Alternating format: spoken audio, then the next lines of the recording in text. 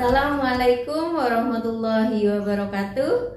Bapak Ibu guru yang berbahagia, konsep pendidikan yang memerdekakan sesuai dengan filosofi pendidikan Ki Hajar Dewantara merupakan pendidikan yang memfasilitasi agar anak belajar dan bertumbuh sesuai dengan kodratnya, yaitu kodrat alam dan kodrat zaman.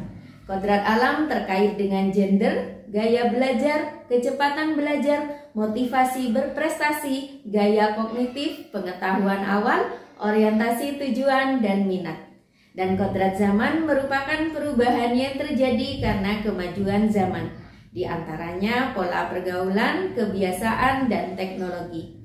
Pendidikan itu dianalogikan sebagai seorang petani, bahwa dia harus merawat bibit sesuai dengan jenisnya. Bibit padi harus ditanam sesuai dengan ilmu menanam padi. Bibit jagung harus ditanam sesuai dengan ilmu menanam jagung. Jangan pernah berharap menanam padi akan tumbuh jagung, begitu pula sebaliknya. Setiap anak itu unik, khas, punya ciri-ciri, karakter, gaya belajar, kemampuan, bakat, dan minat sendiri-sendiri. Untuk itu perlunya diferensiasi dalam pembelajaran untuk melayani keunikan anak-anak itu.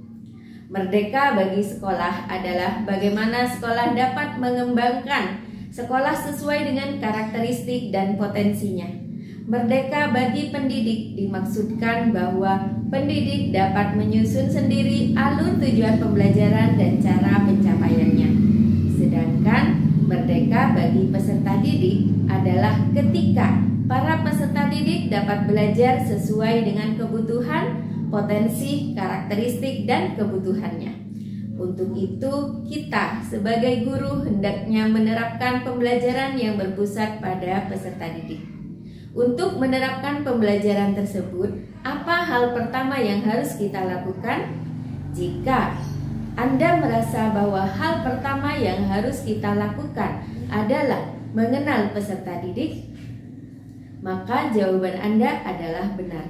Sebelum kita membuat pembelajaran yang berpusat pada peserta didik, tentunya kita harus mengenali peserta didik kita terlebih dahulu.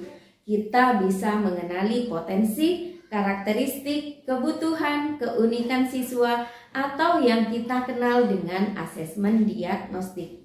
Setelah berhasil mengidentifikasi potensi, karakteristik, tingkat capaian, kemampuan, maka bagian berikutnya adalah menyusun proses pembelajaran yang sesuai dengan data asesmen kita.